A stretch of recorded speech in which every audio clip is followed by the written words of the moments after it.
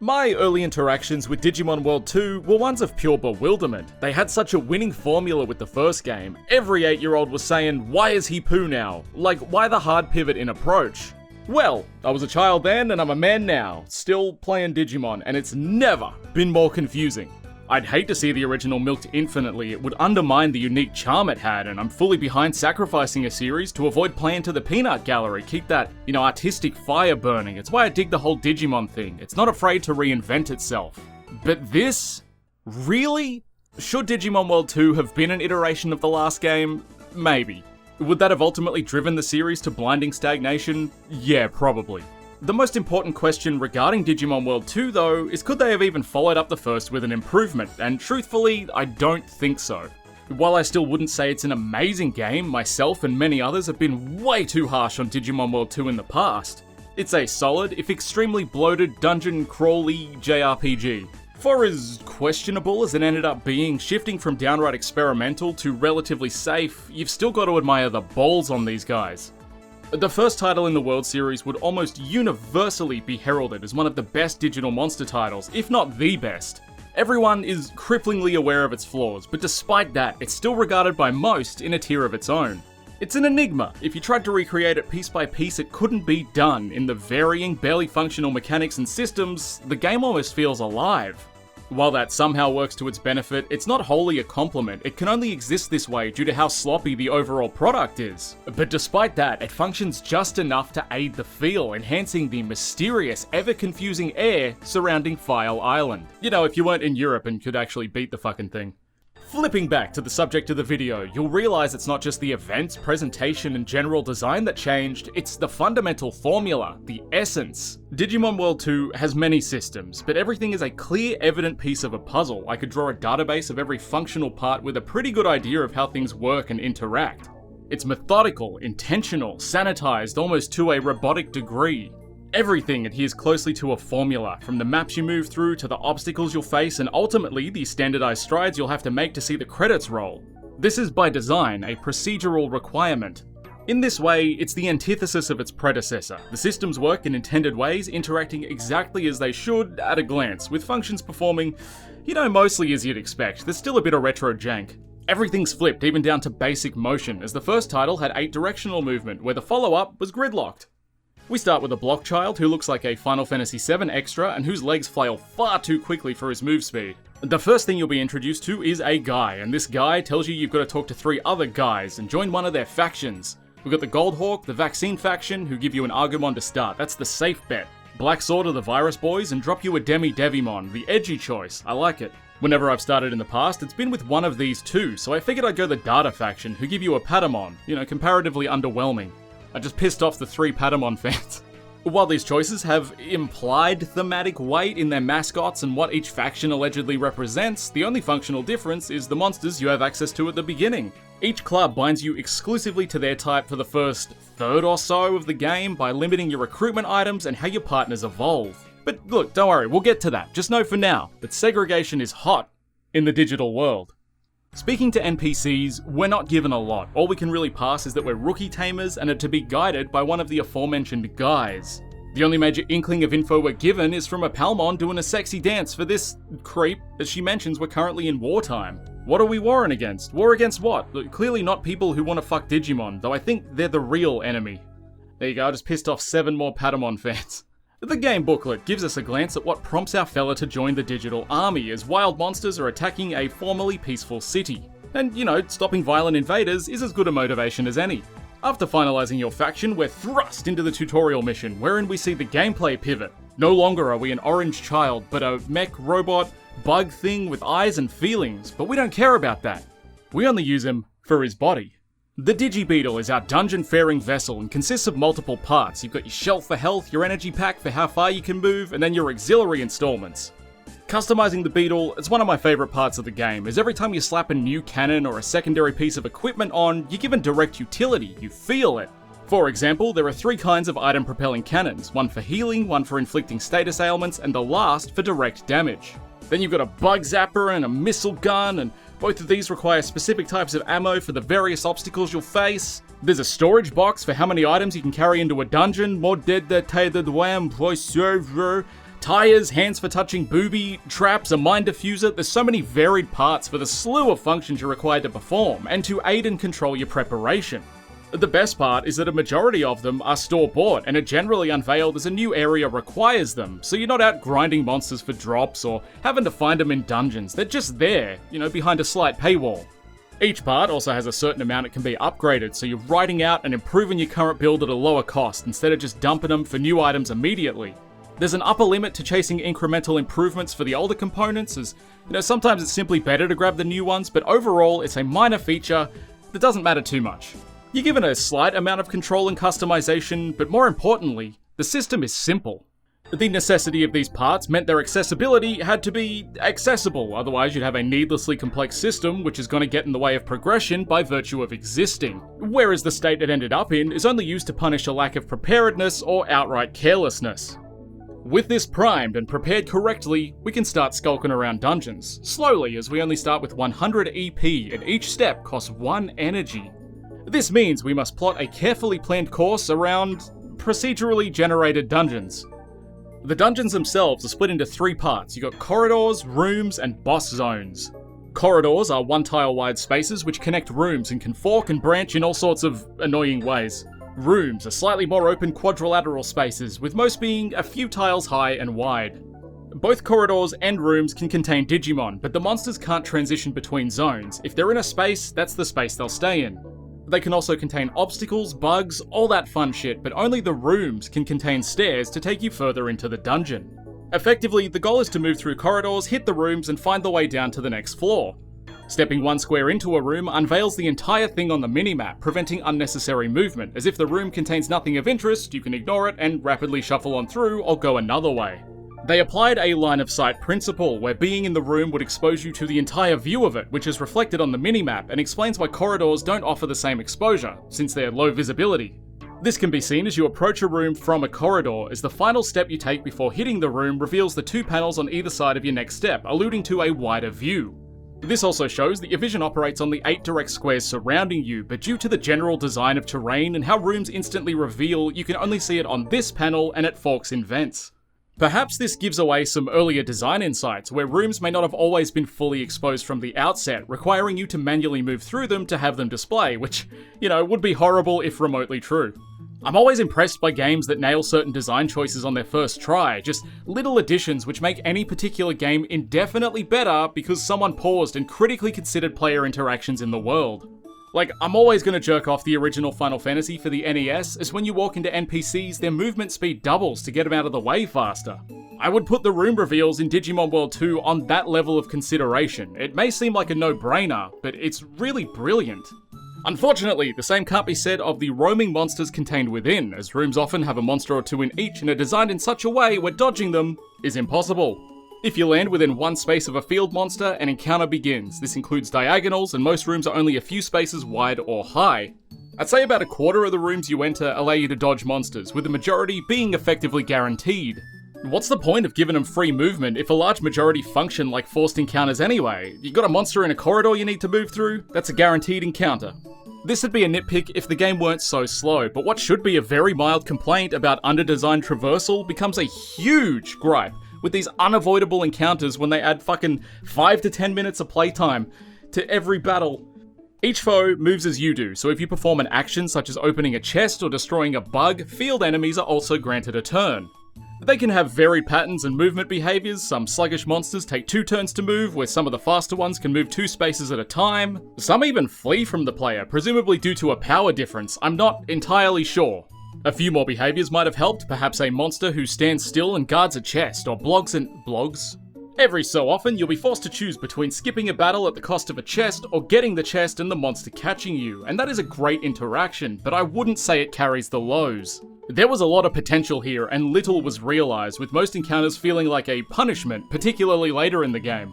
Due to the futility of most map interactions, having the ostensible control taken out of your hands is initially infuriating, but you kind of become numb to it. You accept it over time, like a beaten dog, because that is the experience. Even if you dodge a guy, the high wears off quickly as you realise that's precious experience you're going to need sooner or later, and you'd honestly be better off having fought that battle. The Mystery Dungeon games, in their current style, keep map traversal and enemy positioning as the crutch of most spelunks.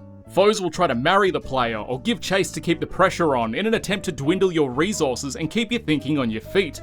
Getting sandwiched in a corridor is often disadvantageous, but depending on the alternative, may be better than being surrounded by dudes or having to navigate with traps as well. Having movement be an important part of your active thinking and planning adds a lot to these titles, and despite Digimon World 2 not being a strict mystery dungeon game, it does share a lot of its design, so the lack of dynamic map interactions leave an empty system, full of potential, but ultimately fumbled. And this may be for the best. Would I want higher stakes and difficulty in Digimon World 2, an already notoriously trying game? Not in its current state, no. The final part of the dungeon is the boss room. That's right, we're still in the point list. Isn't that crazy? I've been fucking talking for ages. Boss rooms are always north-facing pattern corridors which lead into a narrow room where an event takes place, and most of the time, it's a boss fight. Boss rooms all have the same uniform design, though their position and depth may change, it's about how you use it. As they're evidently visually coded, you can clearly see when a boss is about to drop and respond accordingly. There's little blindsiding, which is great, as given how long it takes to do anything, even a minor loss can be extremely devastating. I love the consistency of the boss room or the event room, as dungeons can be long and the game is very slow. Seeing this is like a sigh of relief. It's a visual signifier that your current journey's at an end, presuming you can move past what little is left before you. There's nothing more painful than seeing the floor tiles but being unable to reach them as you've just fallen into a trap or an obstacle. While you may only be hit with this a few times in this specific situation, the way you can just be denied by unforeseen traps is infuriating, and it will get you. Those traps are out there.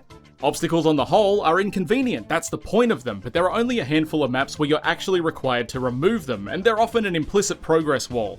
The initial placement of an unskippable mine or bug or whatever it was is quite early in the game, and it's an unspoken way of saying you need to have at least this gun and at least this ammo to progress, which seems pretty standard for most games, but like it's Digimon World 2. And it makes sense, you know, you want to ensure everyone at least has the same basic understanding of how to interact with important game elements, but given that a good radar will scan them, making them wholly visible, and you're almost always offered a scenic route around the trap, there's some mixed signaling here. Sure, there's the time argument, it's better to remove an obstacle than spend precious seconds gently traversing around it, but in-dungeon movement is the snappiest part of the game. It only becomes a potential problem in the early stages where your engine's small and that EP pool is shallow. Once you've upgraded it even a couple times or replaced it, it's no longer an issue, and this generally takes less than 3 dungeons because the lower it is, the more annoying your time spent becomes. And honestly, sometimes it's better just to tank the mines and bugs, as most inflict temporary ailments such as the inability to move for a few turns or disabling certain tech until you leave the dungeon. And I mean, if you're tanking bugs and mines, you're not using that shit anyway. Once you get your sensor though, and can clearly see them, they become insignificant additions that barely matter. The tank ailments are mostly tactile and mess with user control, such as inverting your movement or temporarily disabling the treads, both leaving you victim to roaming monsters. And that's far better than anything else I could imagine implementing. You might be noticing by this point that all my footage is almost identical, and that's not for lack of trying to keep it visually interesting, it's just that everything looks exactly the same. If you've seen this first dungeon, you've seen pretty much every dungeon in Digimon World 2. Floors start at 3 levels deep and ramp all the way up to 20 come endgame, so they're deep, deep, deep, deep, deep, deep cowboy. Why the fuck did I write that? Nothing really changes but the monsters you meet and every so often the textures. Sure, the layouts and depth scale as you progress, but what you're looking at right now is what you're going to be looking at for about 40 hours of playtime. Because the other 100 will be the battle scene. Making contact with a monster shifts the player into combat.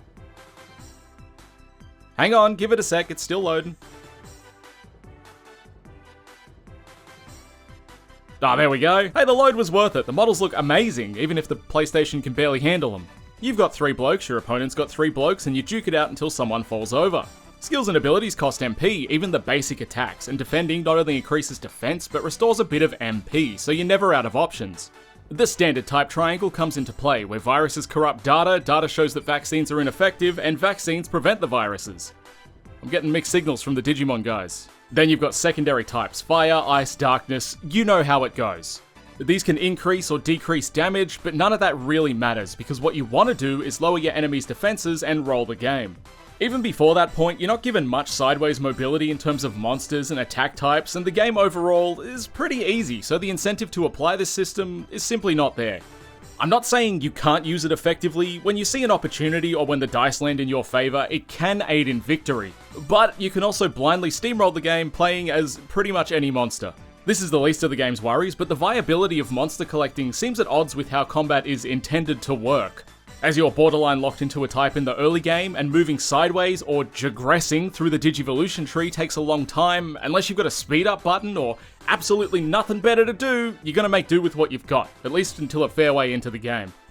Under attack elements, we have attack types. There's a whopping 4 all up: attack, counter, interrupt, and support. Attacks are exactly what they sound like, counters are exactly what they sound like, interrupts are exactly what they sound like, and support is exactly what it sounds like. This is the worst script I've ever written. Each is selectively useful in its own way, though attacks are primarily defined by their damage, and secondarily by any elements they may be packing. The order in which you pop it off is pretty inconsequential. A good move is just a good move.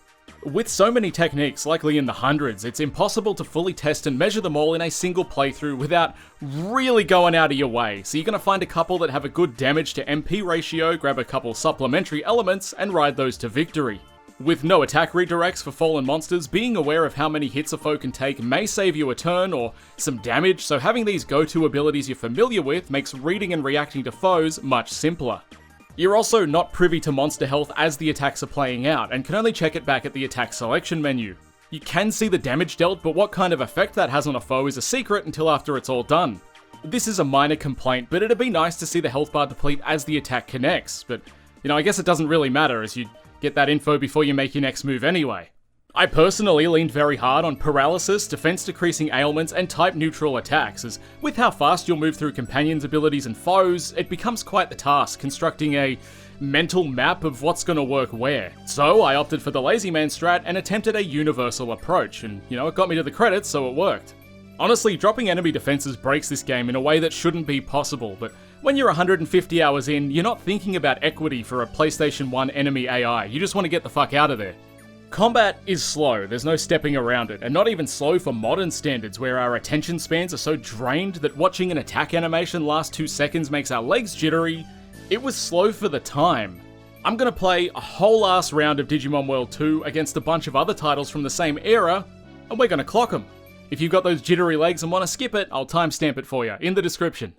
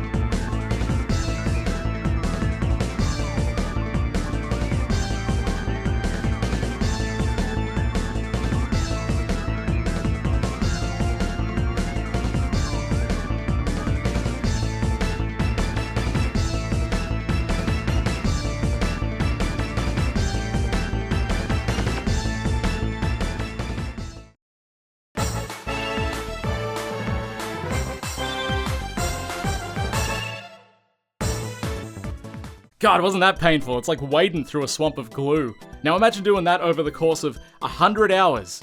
It's like 5 battles. While no singular element takes a particularly lengthy time, the combination of everything is truly greater than the sum of its parts. You got slow attacks, weird pauses, possibly loading induced, and while it does look good, the fidelity is simply not worth the trade-off. I'm not sure if having the extra monsters in battle slows it down in terms of attack execution and loading, but it certainly does drop the frame rate.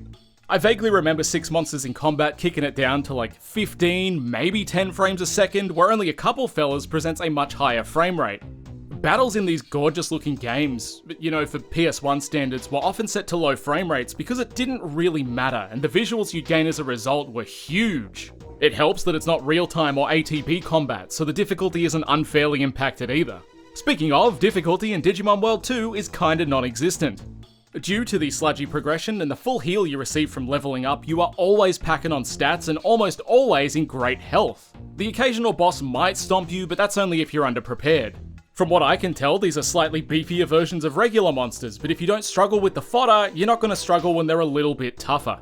I'd say the hardest part of this game is the time commitment to acquire stronger monsters and to keep progression steady, as the process to obtain said Digimon is one of the most punishing systems I've seen in a video game. The system, it's solid, but the effort required for character growth trumps even the original game, which is already a hard sell. With rookies evolving at level 11, champs at 21 and ultimates at 31, 10 levels removed from their respective previous forms, you'd initially think, hey, that's not so bad. But your memory betrays you, it's suppressing something to protect your fragile sanity. The dreaded level cap.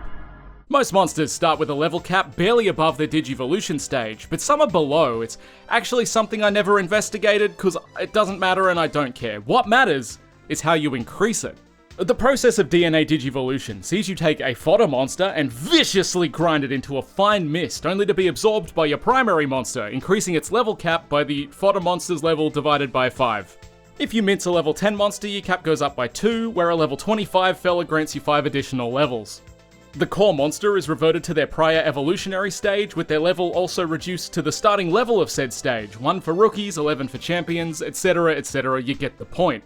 The whole process is unnecessarily demanding. It turns Digimon acquisition into slop to be ground and minced together to pump that level cap. When newer digital monster titles throw so many friends at you, you're never hurting and often have too many to manage, Digimon World 2 requires a similar amount only to cast them into the fiery abyss to increase your level cap. Your playthrough will likely see a core cast of 3 dudes, with a secondary rotating cast of at least 3 other dudes primed for consumption. Would I call it grooming? Yes, but the more important fact is that it takes quite a long time to pump 6 dudes up consistently. This sees you with a fairly equitable spread of many monsters, but that's a small positive on the back of a large negative, as it not only requires grinding, but the secondary monsters are worth as much as like 1/5 of a regular monster. They're slop, e-whores to be pumped and dumped and then sacrificed. This process also grants you Digivolution points, and monsters can unlock superior forms depending on their level of DP. But this only really matters if you're chasing a specific monster, and to my knowledge, it's a guessing game unless you're using a guide, and what kind of sick freak would do that? You recruit victims not unlike the real world, by giving them gifts before meeting in battle, and their overall chance of coming along is represented by a big love heart. Aw, that's so sweet. Now get into Digibeetle. The devs also had enough foresight to give you the last monster to fall in battle and not make it random based on some bullshit, so props for that. Good work, guys. For every type, there's a corresponding recruitment item, though there are type neutral as well, which work on any monster. If you're anti-segregation, you're out of luck, as these can only be found as treasure until quite a ways into the game. Digimon World 2 was the first title that forced me to learn and differentiate monster types. I went decades without knowing anything about Digimon, and now look at me, I'm educated, thriving, I hate it. Once you have 3 mons, progress just kinda happens, it's handed out, and not much grinding is required. If you fight every encounter and keep a healthy stock of healing items, you'll crank through for a while with minimal intervention. Much like the first game, plenty of gaps in statistical weightings can be overcome with excess healing, though not to the same extreme as the first title. We get extra skills from sharing and caring with DNA'd monsters, incentivizing a broad, diverse spread of genetics. Though, as I've said before, once you find a couple techniques that work, the drive to search for extras is lowered significantly. Because of the aforementioned segregation, you can only DNA Digivolve specific types of monsters at their respective bases. Data monsters at the Goldhawks, Vaccine at the... whatever the fuck the vaccine one's called, I completely forgot. Doesn't matter. This restriction's applied even after you've gone to places where race mixing isn't frowned upon, and for the longest time, it confused the hell out of me. It's heckin' current year, don't they know?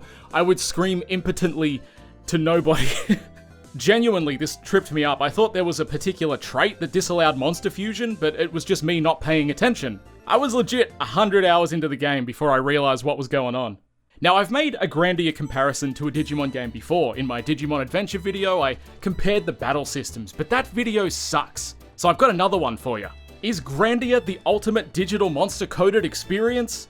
Nah, but it is good, you should play it. Anyway, there are games out there which finish before you can fully utilize all their systems, where the progression is so vast and full of potential, but then you hit the credits and they barely feel explored. Grandia is one such game with ostensibly infinite character growth potential, but Digimon World 2 has plenty of time to explore all it has. You know, it doesn't have deep systems, but it does have vast systems, and despite it being for the wrong reasons, I do appreciate that it feels intentional and allows you to do so. I've alluded to the speed of the game, and you've been looking at it, or at least passing a glance every couple minutes on your second monitor, hovering over that closed tab button. We both know it's slow. I've always thought of Digimon World 2 as a bit of a yo-yo. You can make a lot of progress just coasting and running straight to the bosses, but missing the progressive grind would rip you back into a longer dedicated grind later on, so on the whole, it's better to spread out. Front-loading character progression at the expense of immediate progress is a self-preservation tactic. It's like gooning, but not life-ruining or cringe. And unfortunately, there's nothing you can do to escape how slow the game is. Even the fastest speedrun is 2 seconds shy of 17 hours as of March 2025. So you consider that, and you know, the average play is probably going to break the in-game timer, which caps at 99 hours. When you see that shit, you're probably halfway, at least if you're not heavily familiar with the game. There's a few small things you can do to shave time off, such as keeping monsters at lower levels, as leveling gives you a free full heal, or by paralyzing as many foes as you can, which has a high chance of skipping their attack animations. If you're well prepared for a dungeon, you're going to replay stages less, but these are minor considerations. How would we begin to address the pacing proper? For starters, every time you leave the dungeon, win or lose, you're always shown walking out of the dispatch bay and are given a little pep talk, which adds like 10 seconds to the end of every endeavor. While this does give each adventure some closure and makes it feel a tad more meaningful, it's annoying. Welcome back, protagonist! Chief, please look after my Digibeetle. Leave it to me, I'll make it good as no. You remove this, you're gonna shave like at least 15 minutes off the standard playthrough. It does change when you reach File Island, and while it's shorter by a few seconds, it's still detrimental. I don't want to go home. Dad's gonna make me watch another 15-second unskippable cutscene.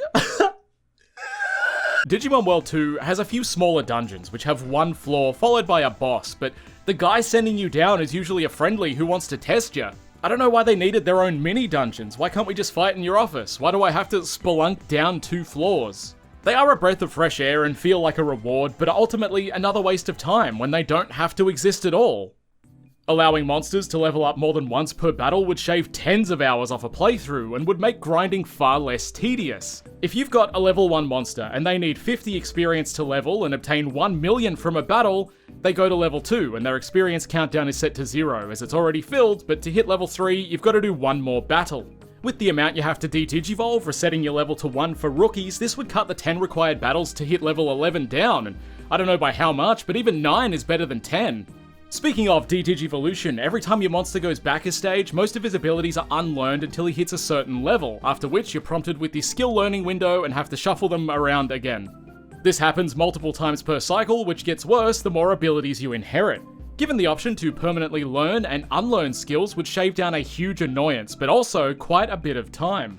Leaving a stronger ability on a weaker monster wouldn't matter anyway, as their MP pools are going to be too low to use it, and you're ultimately going to end up with these abilities again anyway, so you're just allowing for inevitabilities and fine-tuning redundancies. Now the load times, they are a huge killer, and I get it was the PS1, but 12 seconds for a battle to start is insane. Shaving even a couple seconds off would be huge, but what would be even bigger is faster battle animations, skippable or toggleable animations, or even just less dead air between monster turns. Legit, there's a good 3 to 5 seconds between monsters acting. If you could somehow cut that down, battles would be so snappy. After that, all you gotta do is cull some unnecessary bloated quests from the core story, such as reusing old domains for filler bosses, and you've got a game that'd be half the duration, nowhere near as grindy, but with all the same systems in full. We can get that save timer below 99 hours without prior game knowledge. I believe in us. Now, a couple quick points of praise before we move on. First, repairing the Digibeetle and healing monsters is all automatic. Imagine the janky upkeep and accounting, and then you've got to come back and do more of it. Like, they dodged a bullet there for sure. Another bullet strikingly dodged was that baby and in-training forms were entirely gone, removed, absent. I thank the digital gods that the lowest form was Rookie. Think of all the time it took you to get through 4 stages of evolution, and then slap 2 more of them on top. I wouldn't want to gut the game. Sure, Digimon World 2 has some confusing systems such as recruitment, but after you pass the initial discovery hurdle, that's what makes it so charming. It's a bumbling affair into a genre that had yet to be truly established. It's not quite a mystery dungeon, but it's not quite a dungeon crawler. All the little bits that seem out of place give it an identity wholly its own. I wouldn't change the fundamentals in the name of accessibility or speeding through it. I enjoy them as they are. I just wish it wasted a bit less of my time.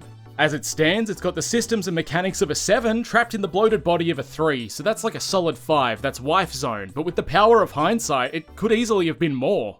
Despite the pace, the overall presentation is slick. You've got these big digital cities with nodes you can travel between, and though it's effectively a menu, the pre-rendered backgrounds do their job, giving you a glimpse into a world that you can't really interact with.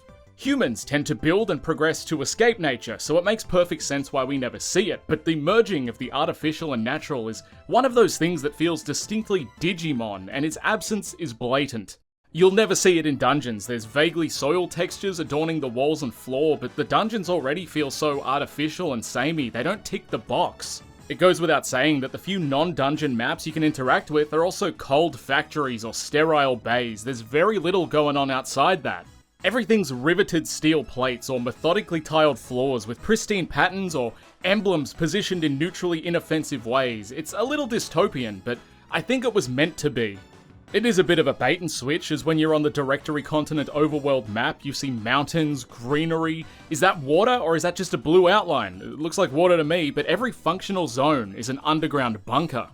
When you get to File Island, even Gigimon's house has turned into a chemical factory when he used to live in a beautiful cardboard box tin can duplex. The overworld view is very similar to that of the first game, representing the same terrain diversity. You got the jungles and forests, plains and beaches, lakes and swamps, mountains and valleys, a graveyard for where the visual designers sent my hopes and dreams. I don't want to be unfair. The depressing state of the world was likely to convey the severity and impact of the war that we're apparently in the middle of, but that doesn't excuse the fact that everything looks borderline identical. If you showed me a screenshot of anywhere in Digimon World, I could tell you where it is, what events were associated, how it interconnected with adjacent maps, but if you show me a dungeon from Digimon World 2 and ask me anything about it, I'd have a tough time. The procedural generation doesn't help, but the fact that there's maybe 1 or 2 distinct pieces of a dungeon is honestly pathetic. Much more could have and should have been done to visually show a new location. Do I think every map in Digimon World 2 needed to be as distinct and unique as the former title? No, that'd be unnecessary. Even games that do procedural generation well have areas that blend, like Diablo 2 and Persona, I guess? What I am saying is that when half your models are ripped directly from the former game, perhaps some visual inspiration could have accompanied.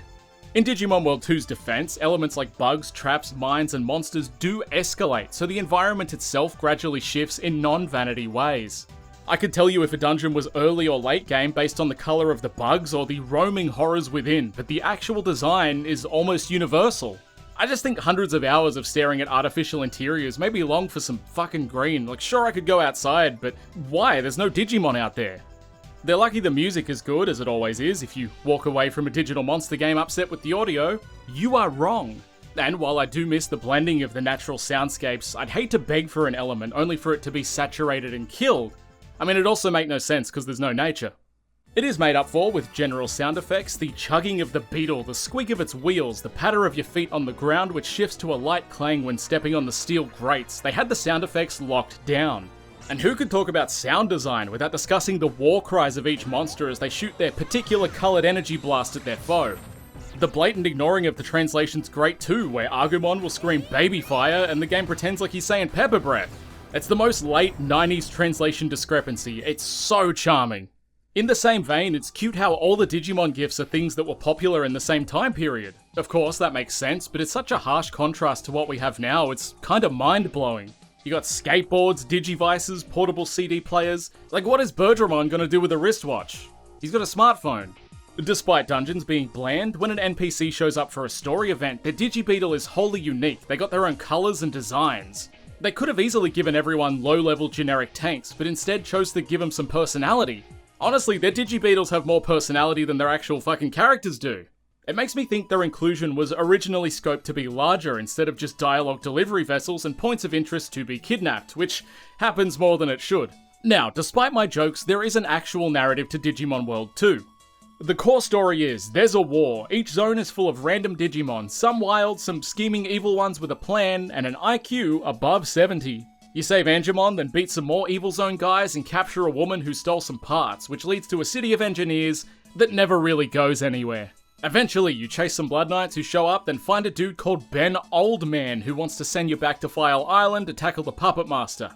But the Blood Knights get there first, and then they hurt Ben, and then some other shit happens. You're sent on a mission to capture 3 specific Digimon. I don't remember why, and I'm not sure you're ever told, but it comes off as annoying more than a fun variation. I get what they were trying to do, but when you've spent 50 hours in these dungeons already, and their attempt at spicing up progression is to send you back into these dungeons on a wild Gessomon chase, it's not a reward, it's just padding. Making these interactions optional turns it into a bit of fun side content. That way if you see these monsters in the wild, you're rewarded, but not penalized for not going after them. And I'm not saying I want a straight narrative shot either, but some forethought might have gone a long way. Perhaps having this monster collection requirement sitting in the back of your mind as you do the 5 prior dungeons would give you a valid secondary reason to be there. You know, recontextualize how you see dungeons as less of an obstacle to get to the end of, and more of an exploratory spelunk. Another bizarre inclusion was of the Digimon stealing virus, not to be confused with the monster type, where your limited sized inventory is filled with junk periodically and you have to manually discard it to make room for things you can actually use. Despite how annoying this sounds, and is, I do like that a major plot point has a tangible impact on the player. For a good couple story missions, you're constantly being reminded how severe the situation is, and keeping your inventory clear, though annoying, reminds you that it's actually happening and you're no exception just because you're the main character. It's a ballsy addition, I like it.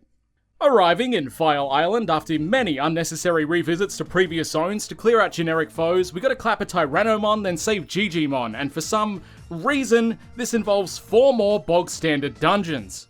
By this point, I had capped the time on my save, so I transferred it from a PS1 memory card to an emulator. I can deal with slow games and enjoy taking my time, but it was no longer me taking time, it was the game. I think 100 plus hours in real time on legit hardware is a sufficient experience to give a fair assessment, and now I'd like to beat the game in half that time. I know it doesn't really matter, but I thought I'd mention it anyway just to be as transparent as possible. The overall speed, it's sloppy, we know that, but this has a detrimental impact on narrative progression, as the distance it's spaced out is insulting. The events themselves are clean, they're clear, because there's only like 10 of them, and the rest are fetch quests, which really ramp up once you get to File Island. It's basically all filler.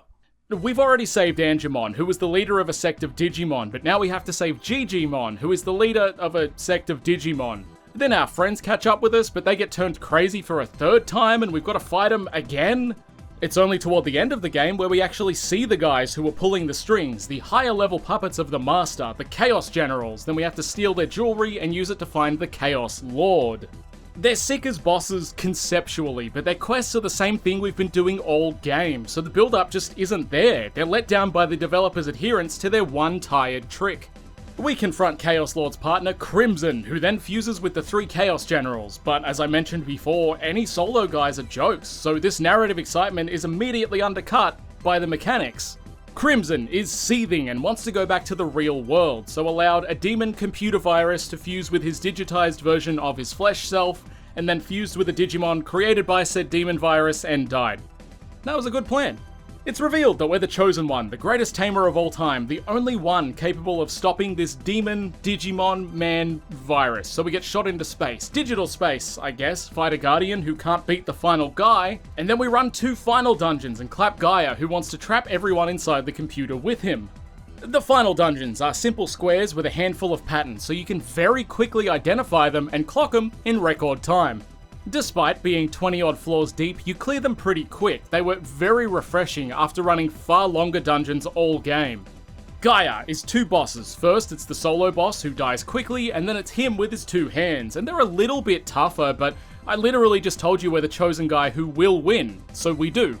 Then everyone's free to leave, but they all come back to Digimon World 2 for some reason, which is something I never wanted to do, but did anyway, so I guess criticizing them makes me a hypocrite.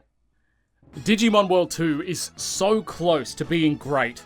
What hurts more than looking at the total time of my video capture is that it's functionally better than most of the story games, which piggyback off this title. But the design blunders prevent it from truly reaching its full potential, as it's such a big ask to interface with.